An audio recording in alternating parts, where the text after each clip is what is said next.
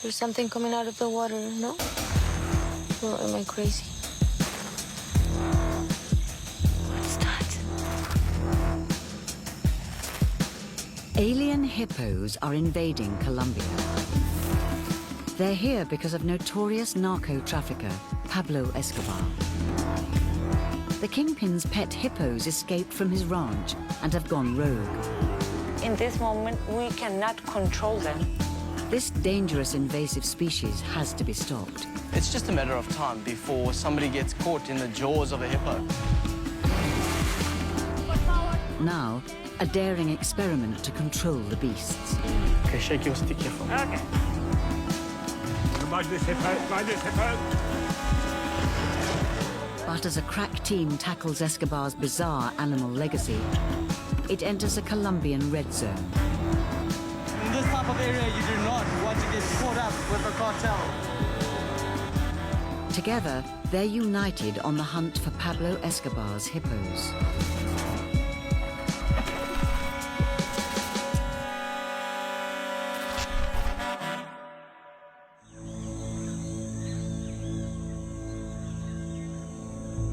This is not Africa, the only natural home of hippos.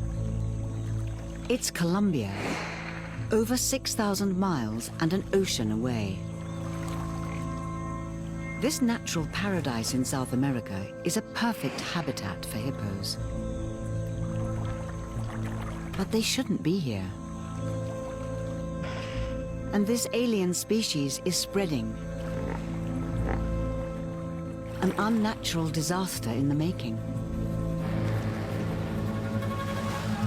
In Africa, hippos kill between 500 and 3,000 people a year. Now they are terrorizing parts of Colombia, even invading towns at night. Strangely, these creatures are protected under Colombian law. So despite the danger, they cannot be culled.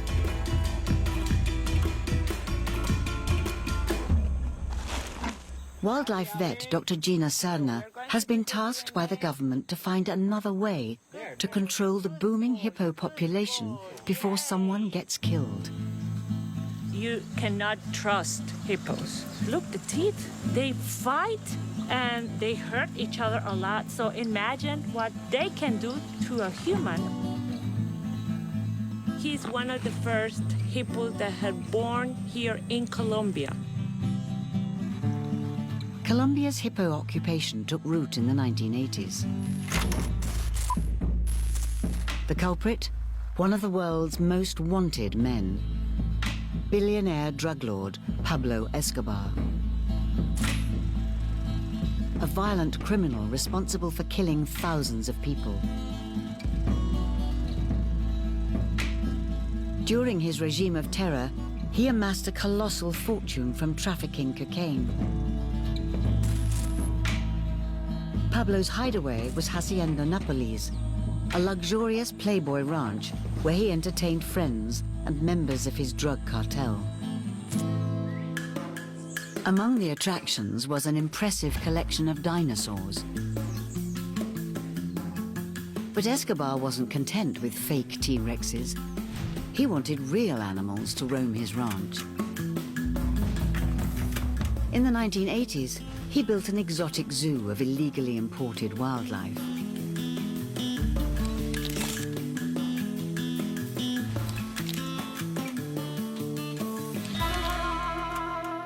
Pride of place in Escobar's menagerie were his personal favorites, 4 hippopotami.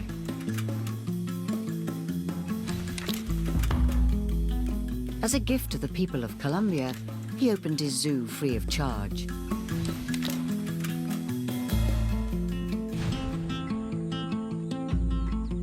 For Gina, walking through the grounds of Hacienda Nápoles is a trip down memory lane. As a child, she was a regular visitor to Pablo's zoo. We had a family trip to the Nápoles Zoo. In the 80s, it was really common that you can come to Nápoles for free. So everybody, I think everybody came and see the Pablo Escobar animals because they were so cool. Yeah, this one is me the purple shorts and the short hair and the big smile, because I was in my happy place with the monkey. Gina grew up during the height of Pablo Escobar's violent cartel wars in Medellin. The city was the drug lord's center of operations.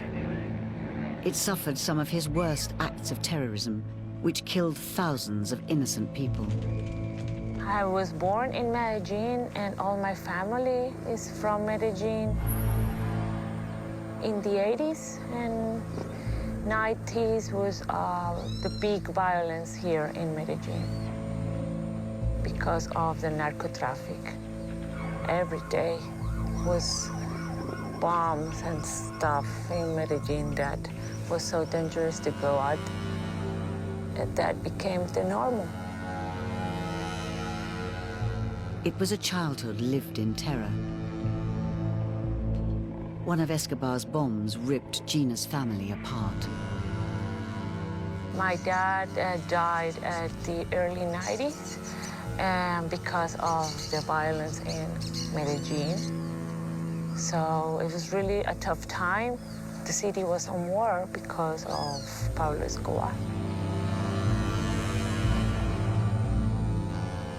That guy murdered my father.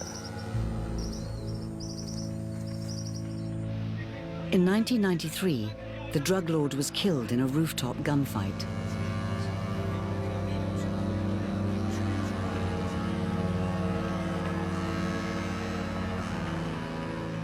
The Colombian government seized his ranch, and all the exotic animals either died or were transported to zoos.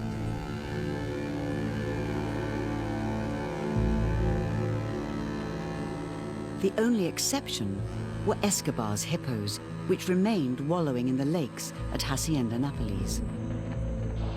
The hippos bred at an alarming rate. Soon they trampled down the fence and escaped. In 2009, a male hippo known as Pepe broke out of Escobar's compound and went on the rampage. He terrorized local fishermen, and farmers claimed he attacked and killed 6 cows. The Colombian government sent in the military to track down and execute Pepe. But as this triumphant photograph emerged on social media, it provoked a huge public outcry. Protesters took to the streets in support of the hippos.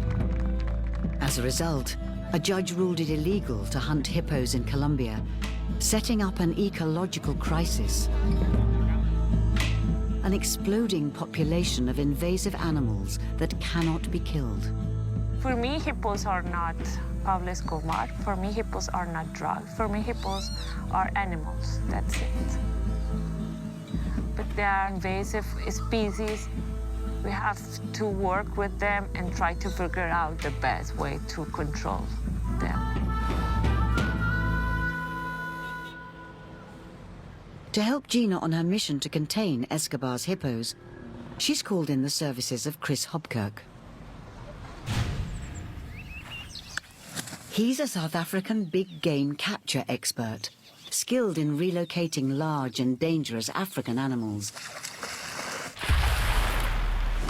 including hippos.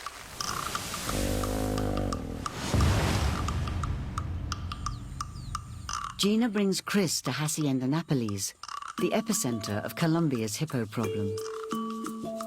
At the entrance of the former drug lord's ranch, a huge hippo statue marks his bizarre legacy.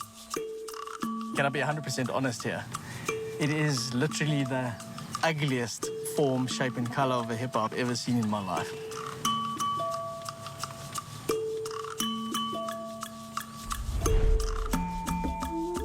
Today, in the artificial lakes of Hacienda Nápoles, 30 or more hippos flourish. Water is their lifeblood, and as Colombia is blessed with high annual rainfall, this place is like a hippo heaven. Hippos are most active at night. In Africa, they emerge from water at dusk and can travel long distances to gorge on grass. Chris and Gina want to discover if the hippos at Hacienda Nápoles are following similar patterns of behavior. And importantly, how many are escaping Escobar's estate to infiltrate surrounding areas.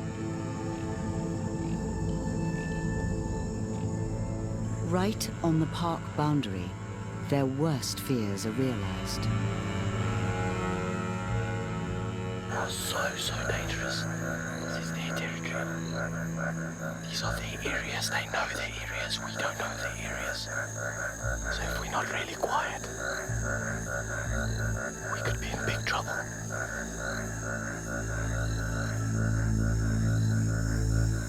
At Hacienda Nápoles, night vision goggles give Chris and Gina a clear view of the hippos. They have to remain on guard in case one attacks. These are absolutely different creatures at night, completely different creatures at night. They are a lot more intimidating at night. Yeah, because you cannot hear them outside the water. That's the problem. I tell you, their size, they make no noise. It's amazing that such a heavy animal like a hippo can be completely stealthily silent at night. Yeah. Chris is alarmed to discover so many hippos are escaping the park at night. With no adequate fences to contain them, they're free to roam, posing a serious risk to local people. I mean, in Africa, we have got proven factual cases of hippo bulls biting canoes in half, attacking boats in their territories, biting people, mauling people. These are not toys. These are not cute water pigs. These are animals that can destroy you. It is amazing though to see their movements at night. What we don't know is exactly how many animals are there and where are they at this stage. We don't know.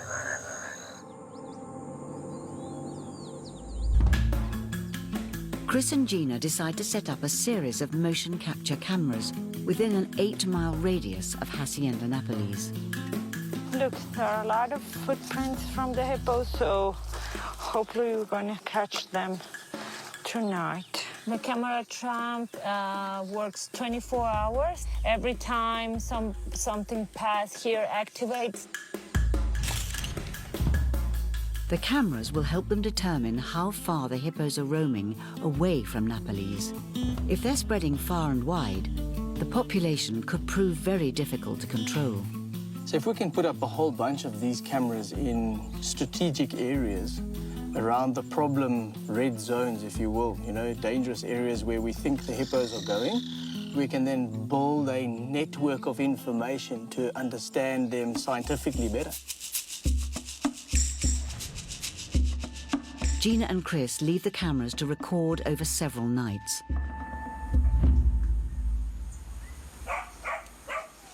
During this period, they take the opportunity to meet some people who have first-hand knowledge of Escobar's passion for hippos. Don Jose was the hippo keeper. El tema del parque en los años de los 80 era que era muy sabroso trabajar allá. En especial trabajo a la gente que llegara. La primera vez que yo trabajaba en esa época, habíamos 800 hombres trabajando, porque le acababa de comprar estas tierras y le daba trabajo al que viniera a pedir trabajo. This is Don José. Ese soy yo, Ajá. Don José otra vez. Aquí ya con los avestruces. Los rinocerontes. Ah, the rhino. En esto ahí se montaba la gente, lo lograban hacia el pie de la vareta. Porque yo siempre venían, cada 15 días estaba la familia y doña Victoria y los niños, la mayoría, y uno los veía por ahí recorriendo el zoológico. Él le gustaba ir a... ¿Qué animal era el que más le gustaba ir a ver? Pues porque nosotros nos dijeron que los hipopótamos eran los favoritos. Sí, eran uno de los favoritos. ¿Y usted le tocó cuidar los hipopótamos? Claro, cuando estuve ya y sábados y a mediodía me tocaba echarle la comida a los hipopótamos. Ahí veníamos en el tractor, traíamos la comida para cuidarlos. Y ellos eran mansiticos, ellos apenas veían llegar a uno ahí con el tractor y que iba a echar cuidado a la batea. Ya estaban todos los que están aquí. This man, Don Ignacio, was Escobar's head hippo vet. Right from the start, he was deeply concerned about their presence in Colombia. Que eso iba a ser un lío. Esos animales, primero que todo, no sé para qué quiero un hipopótamo en un zoológico. Yo inmediatamente me formé el problema que podía ser animales sueltos. Eso se va a multiplicar tanto que el día que un animal de esos mate a un humano,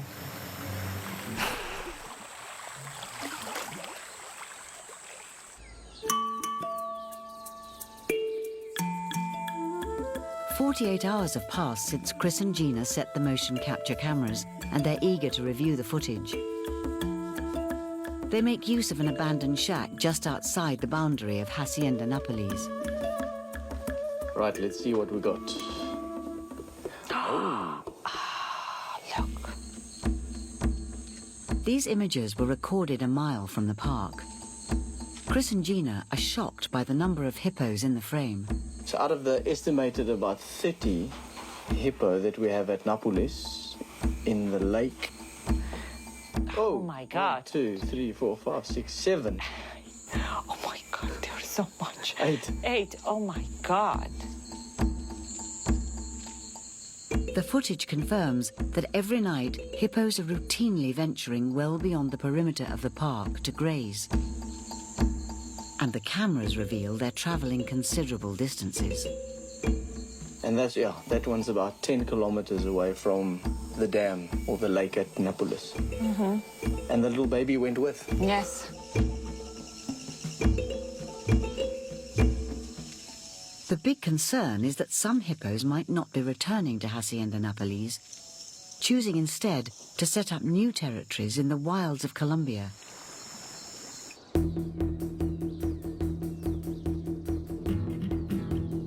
Chris and Gina have heard rumors from fishermen that hippos have been seen in the river systems about 30 miles away. They set out to investigate.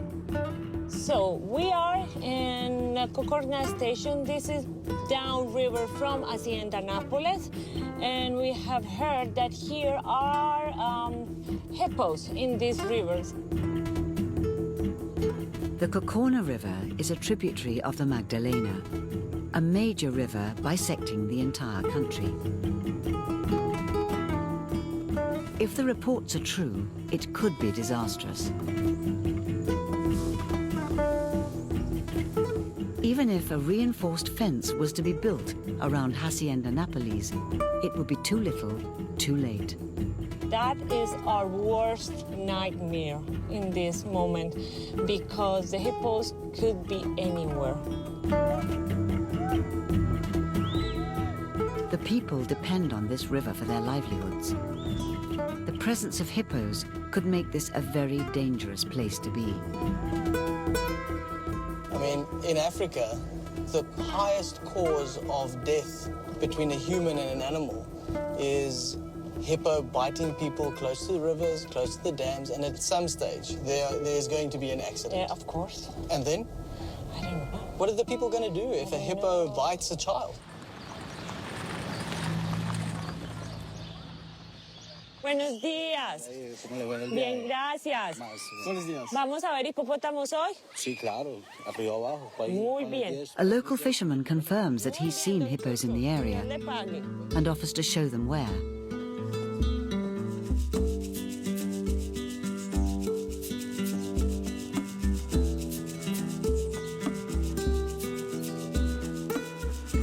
Chris has a theory about what's causing the hippos to disperse and establish new territories.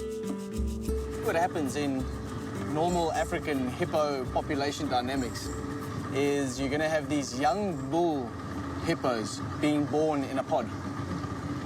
As they start to grow up, 3, 4, 5 years old, they start to challenge the dominant territorial bull. And he's not going to take it. So obviously he's going to force those teenage bulls out of his area. Yeah. And I think that's what's causing this split away from the Nápoles population of hippos. It's not the problem that the hippos stay in Nápoles. The problem is the ones who go away. with the females and start to have newborns outside the park. I think that's our main problem here in Colombia. Hippos that aren't part of a large pod can be very elusive. They spend most of the day submerged, so are hard to spot in this muddy river.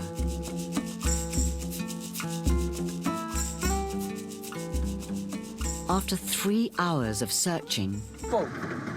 ¿Dónde? Yeah, there, in the middle of it. Gina and Chris finally have some luck. There's a hippo in the middle of the river.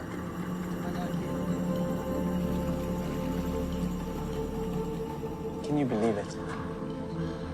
Wow. Looks like a young bull.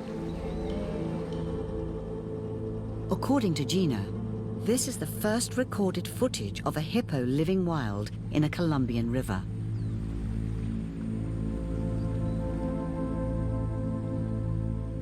It's the largest sized alien invasive species the world has ever seen. And where there's one hippo, there are bound to be more.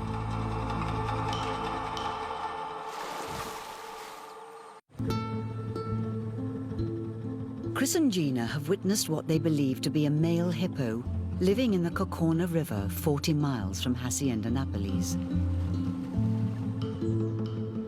As they travel further upstream, they soon encounter more hippos.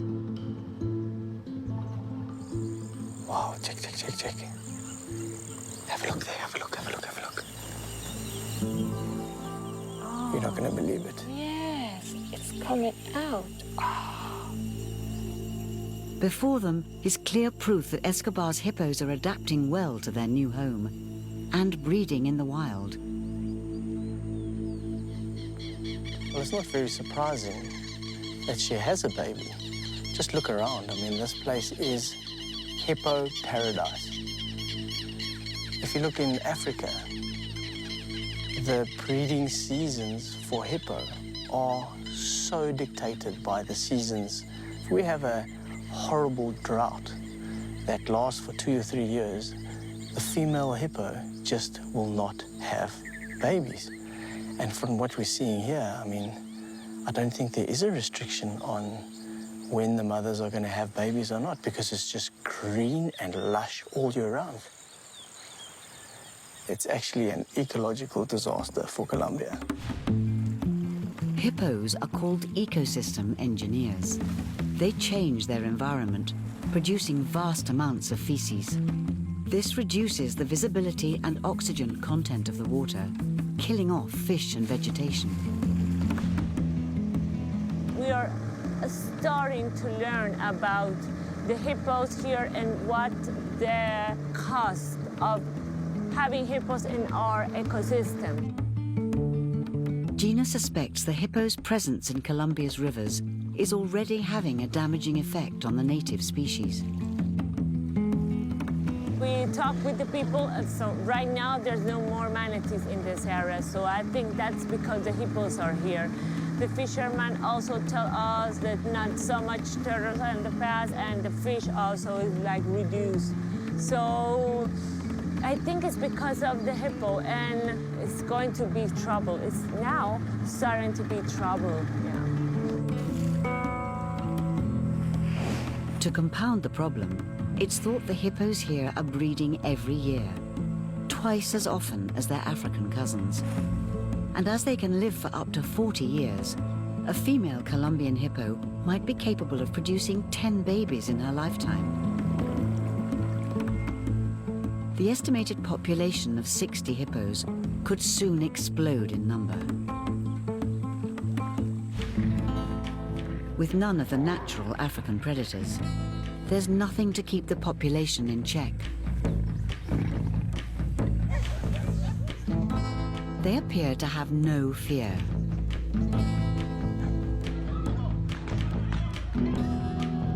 And because it's illegal to kill them, they freely rampage the streets, like here in El Doradal, 4 miles from Hacienda Nápoles.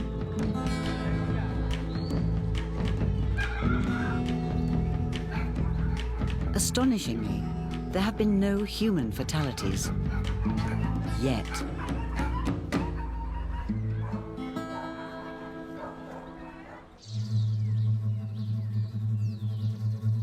Equipped with a better sense of the numbers and the geographic extent of the problem, Gina and Chris must now come up with a possible solution. We've now got proof that they are moving out of Napoles. Yes. We've seen that in that Coconut River with a very healthy, new established small population of hippo. So this is going to be a continuous alien invasion problem. They're not allowed to kill the invaders, but perhaps there's another way forward. Birth control.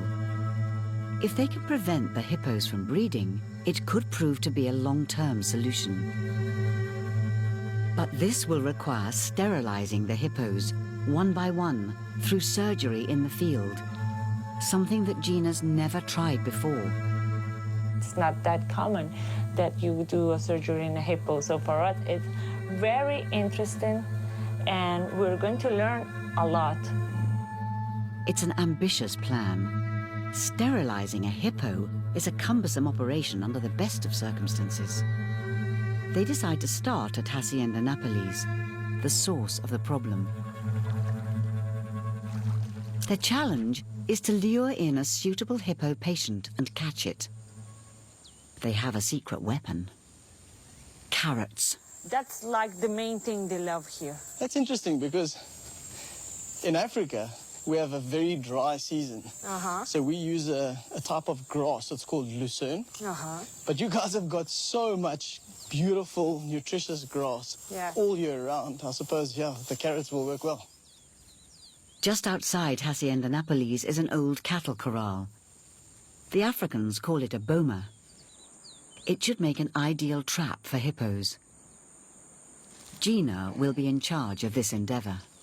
So Chris, we're going to put half of the carrots here in the center of the boma. And then we do a trail of carrots outside the boma and to this tramp door. So when they got inside, the door activated and they got stuck in here. That's our plan. If Chris and Gina's strategy succeeds, they plan to sterilize a hippo in the field. As their first test case, they'll then relocate it to a zoo for further monitoring. But moving a creature that's 6 times the size of any of Colombia's indigenous animals is going to be a major challenge. Colombia's not equipped for heavy hippo lifting. So in Africa, we would normally have a hydraulic crane to so easily just lift the cage and put it into the truck. Here, they have to rely on manpower. But lifting a hippo inside its cage is going to be much harder because these animals can weigh over 2 tons. We need all these guys tomorrow.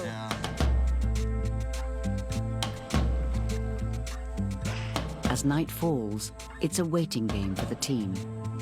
Everything depends on the hippos taking the bait. The next morning, Chris and Gina return to the cattle corral to see if they've succeeded in trapping a hippo. I hope we got like at least 1 hippo. Look. Oh, man. Check, there's another one. No way. Oh, we have 2. So it's a mother and a baby. But he's not so baby. No, he's not so big. Yeah. The calf looks to be about 3 years old, but Gina won't know its sex until she operates. The hippo doesn't have like external organs. Not like other animals. The hippo males have the testicles like inside the body.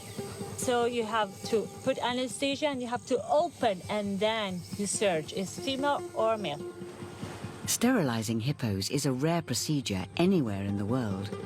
And this will be the first time anyone in Colombia has performed this surgery in the field. I'm a little concerned about all the risks. I'm a vet, so everything I think worries me because it's the life of the animal. it's in my hands and Sure. my vet team hands, so I'm worried about the heat, the heart beating, the anesthesia. But okay, my team can do it.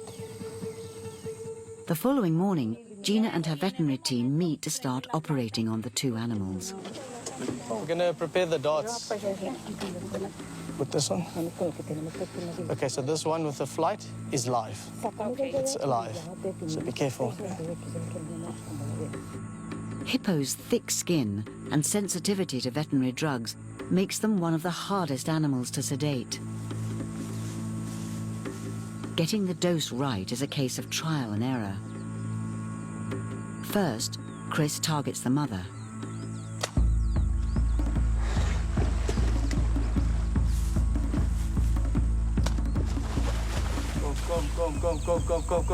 Come.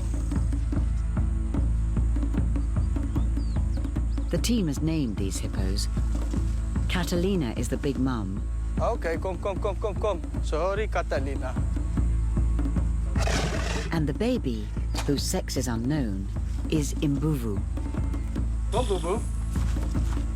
A 2-ton, highly protective hippo mother is not to be messed with.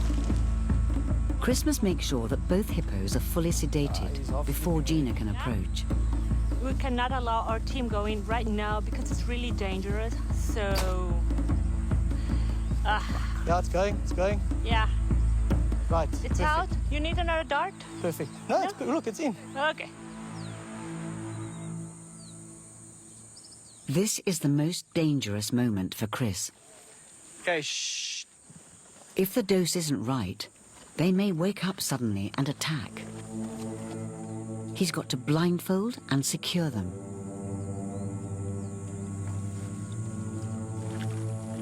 Under anesthetic, Imbuvu may drown, so Chris must quickly get the baby hippo out of the water. Okay, now I need a lot of guys. We're gonna have to pull this hippo up. The calf is a heavy lift. Mind this hippo. Suddenly, the mother wakes up. Give us 5 minutes. Finally, the drugs kick in. The calf offers little resistance. He's semi-conscious, so if I do this, that tells me he's not fully asleep yet. Please, Montemaki, ya cirugía. They'll work on the calf first and move it out of the boma. For now, they're leaving Catalina, the mother, partially sedated in the pool where she'll keep cool. Gina, Okay. I'm ready for you. Okay. Please be quiet. Por favor, hagan silencio. El animal sigue en anestesia.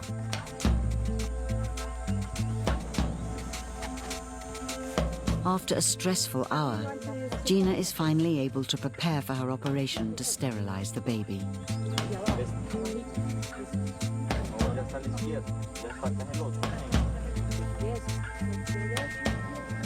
The anesthesia on a hippo is the worst in the world. It is this next to a giraffe are the two most difficult anesthesias that you can do, especially respiration-wise. So that guy sitting there has probably got one of the most important jobs of this whole thing here, is to check the breathing the whole time. Hippos spend most of their days keeping cool in the water. Out here in the heat, the respiration and heartbeat are much more difficult to control. Okay, Gina, what's going on? You got it? Yeah, because we have a really big skin portion, then we got a really big portion of fat, then we got a really big portion of muscles, and now we have a really big portion of this thing that covers all the organs. So we are trying to get the reproduction system. It is extremely hot and humid, and we're outside in the field on the floor. So if there was ever a time that Gina wanted to test her skills, it is definitely today. Just to get through the top layer of skin and muscle has taken 2 hours. Now Gina's in, she's discovered that her patient is a young female, which complicates the surgery. It's taking longer than I thought. Basically made a discovery, and the discovery is that because the female is so small, she's probably got underdeveloped ovaries, reproductive system. We're going to do like a suture inside, so we can be sure she cannot get pregnant, okay? Because the sterilization of the calf has taken so much longer than expected, the team takes the tough decision not to operate on the mother. They've simply run out of time and will have to delay her surgery for another day. We are finishing here. Okay. What are you going to do first? Get all the guys together. If you're finished, bring the vehicle right here.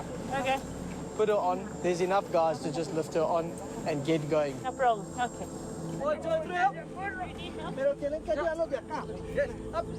The priority now is the welfare of the calf. As their first patient, they want to take Mbuvu to a zoo where she can be closely monitored while she recovers. The operation has already taken 7 hours. It's been highly stressful.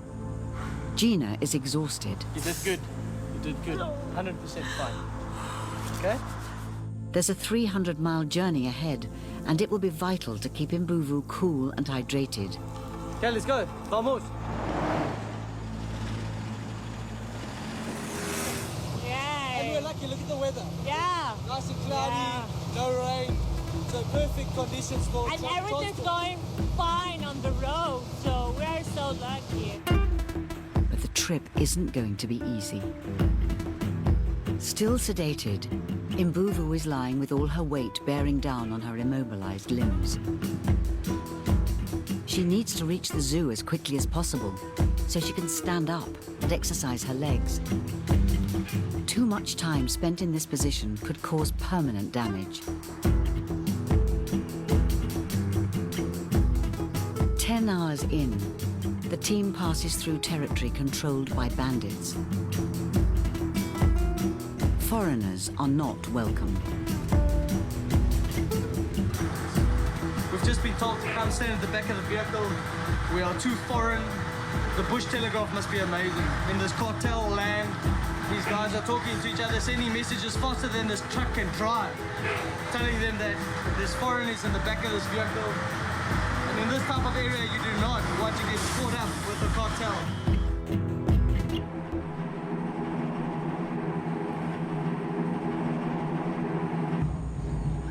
Then, disaster.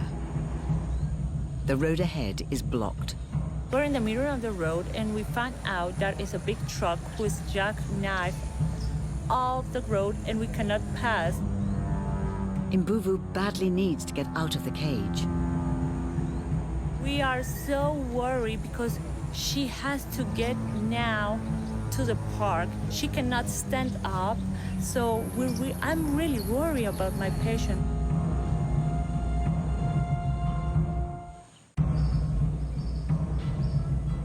The Hippo team has been held up in a traffic jam.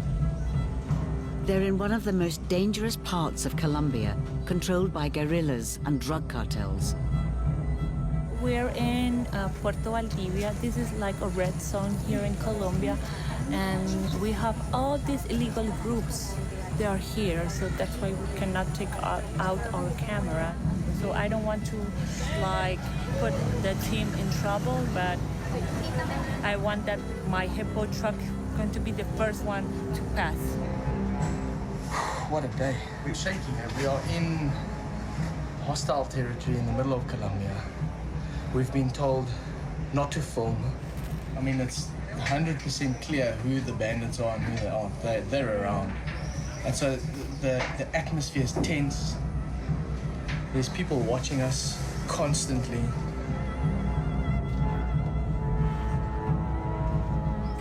If this goes on much longer, Mbuvu won't survive the ordeal. Okay, so we're giving some more sedative medication for the stress. We've been standing here for 3 hours already. This hippo needs to get out of this crate. If she doesn't stand up, she's going to die lying right there inside this crate. The team must act. Their only option is to risk driving straight to the head of the line. We need to get moving. We need to go straight to the park right now. It's a risky strategy. There are armed bandits and military police who might not take kindly to queue jumping. After a few minutes, they run into someone coming in the opposite direction. We were going down and that yellow taxi is coming. We gained 500 meters on a 25-kilometer traffic jam. Gina takes matters into her own hands. Oh, Gina. What a trooper. Well, this is her country, so she's definitely stepping up for us on this one.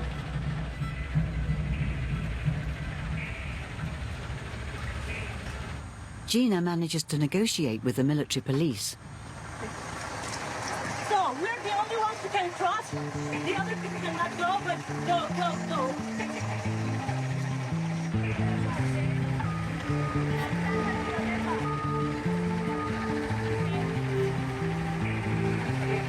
Sí, pasamos free.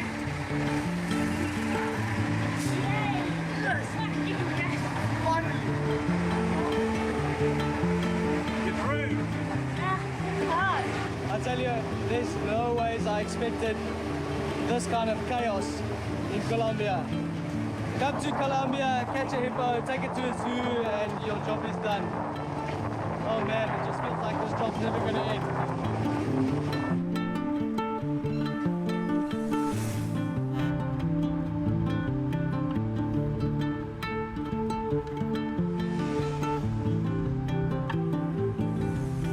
After 30 hours on the road, the team finally arrives at the zoo.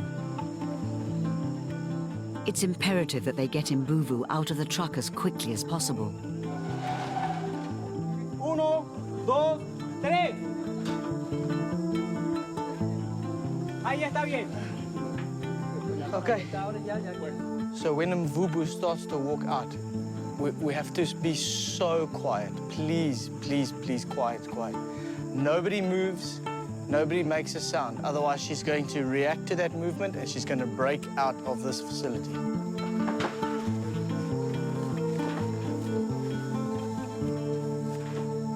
Atrophy has set in. Her limbs are very weak through lack of use. The good news is she still has some strength and it will improve. Gina, this is it. I'm crying. Oh, well done, Gina. Yes.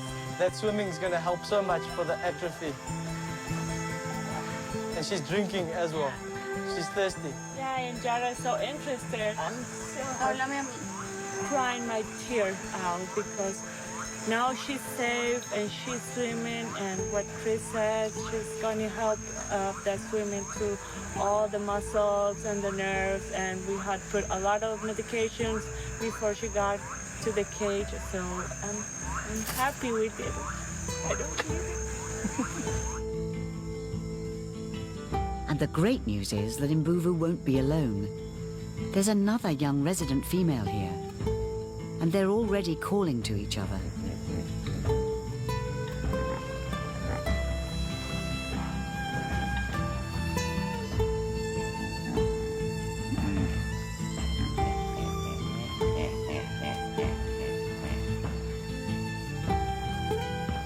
The team has put an enormous effort into neutering just one hippo.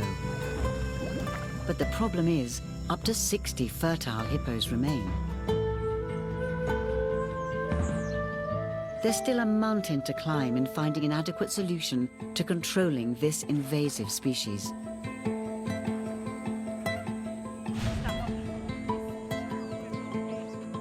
And as events of the last few days have demonstrated, neutering the entire population simply won't be possible without a concerted, multi-million-dollar investment from the government.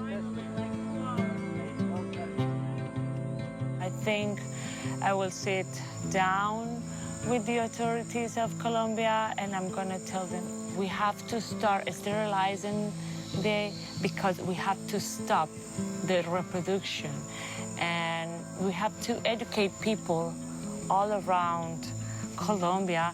Eventually they have to go. They cannot stay here. Yeah. But it will be an uphill battle. The people of Colombia love Escobar's hippos. We cannot kill them. That's not what we do. We have to work with them and resolve the problem the best way for the animals, for Colombian people, and for our environment. Unless the law changes and culling becomes an option, sterilization remains the only viable, humane alternative. For now, it looks as though Colombia's hippos are here to stay.